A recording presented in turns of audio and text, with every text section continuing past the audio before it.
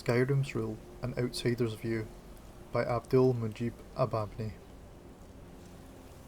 In my travels, and they have been many, I have encountered many strange peoples and cultures in many different provinces of the Empire, and in each I have found a method of governing and customs of leadership unique to that particular province.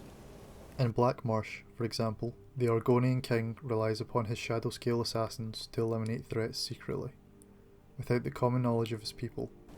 In the imperial province of Cyrodiil, the emperor may rule directly, but the power granted to his elder council cannot be understated. During a recent journey to Skyrim, that harsh, frozen realm of the Nords, I was able for the first time to witness the unique manner of the rule of this strong, proud people.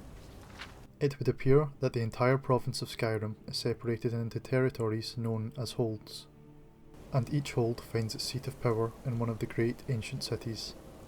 And in each of those cities there rules that hold's king, known as a Jarl. The Jarls of Skyrim are, as a whole, a fierce sight indeed, sitting on their thrones ready to administer justice, or send their forces out to quell some local threat, be it a pack of feral wolves or a terrifying giant that has wandered too close to a settlement. In observing these Jarls, I found each to of course have his or her own unique personality and leadership style, but what I perhaps did not expect, especially considering the Nord leaders' unfair reputation as barbarians or uncivilized chieftains, was the formal structure of each Jarl's court. For while that hold's leader may be the one to sit on the throne, there is also a collection of functionaries who serve very specific and important roles. The court wizard counsels the Jarl in all matters magical, and they may even sell services or spells to the keep's visitors.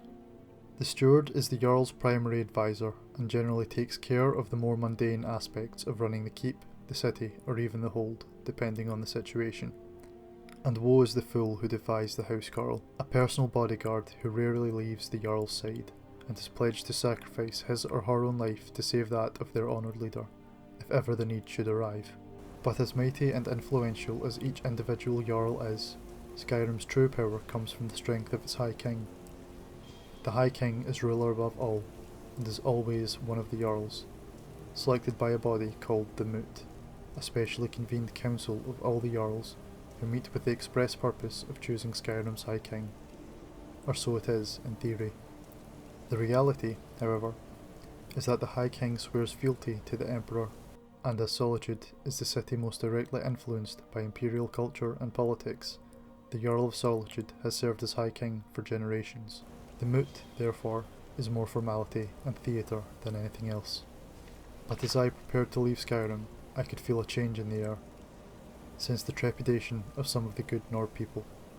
Many seemed unhappy with the Empire's continued presence in their land, and the outlawing of the worship of Talos as the Ninth Divine, a stipulation of the White Gold Concordat. The peace treaty between the Empire and the Elmeri Dominion has only strengthened that division. So while the Jarls of Skyrim still control their holds, and those Jarls are ruled over by the Imperial sanctioned High King, will there come a day when the Moot convenes to select a new High King, one that is not, as many would say, the Emperor's Solitude puppet. If that day comes, I will be thankful to be far away from Skyrim, in my own home of Hammerfell, for such a decision could well mean civil war, and I fear that such a conflict would tear the fierce and beautiful Nord people asunder.